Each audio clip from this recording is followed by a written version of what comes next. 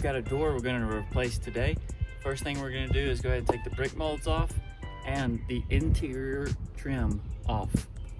Use a box blade or some kind of cutting device to score your caulk line so you can pry your boards off.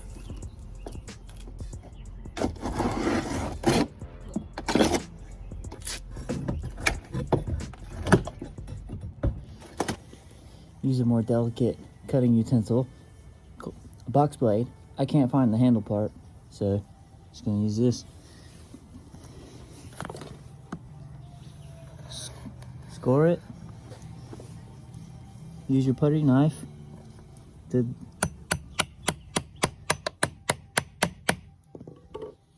delicate, don't touch the wall. Peel it back. Sometimes it'll still stick, so you can just cut the caulk. Go ahead and pop your hinges off. Get your door out of the way. Now we can run a blade behind these jambs and cut them. But usually, a lot of cases they'll put a screw in here, the door hinge side. So you can just unscrew these.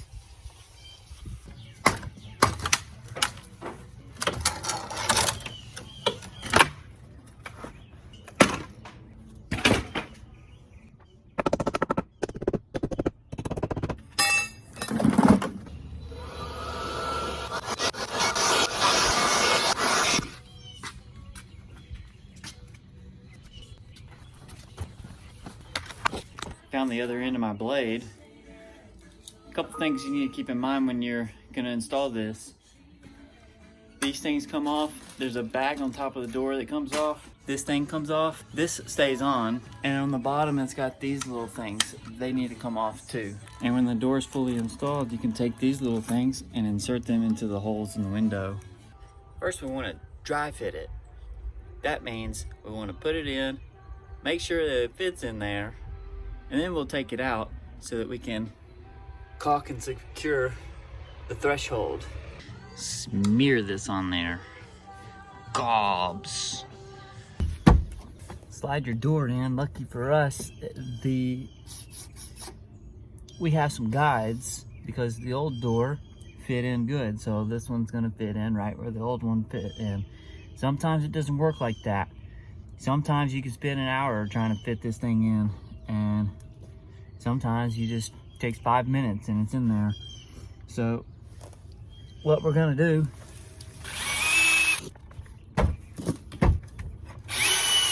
black thing out, and then we need to go on the inside and check our reveal. Make sure that the door is good on this side, along this side, and all the way down. It sticks on the top right. So that means this needs to go in.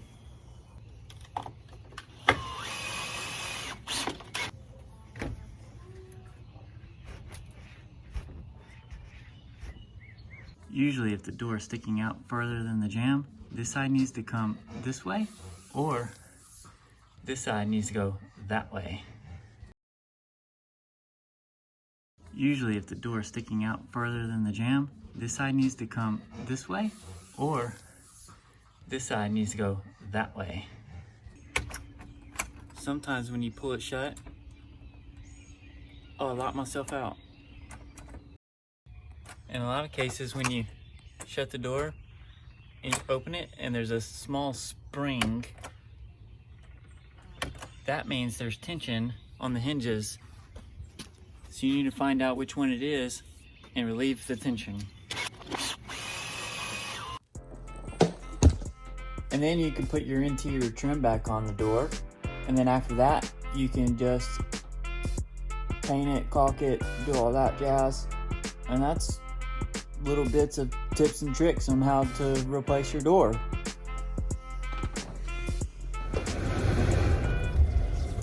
I just moved to Durham, North Carolina.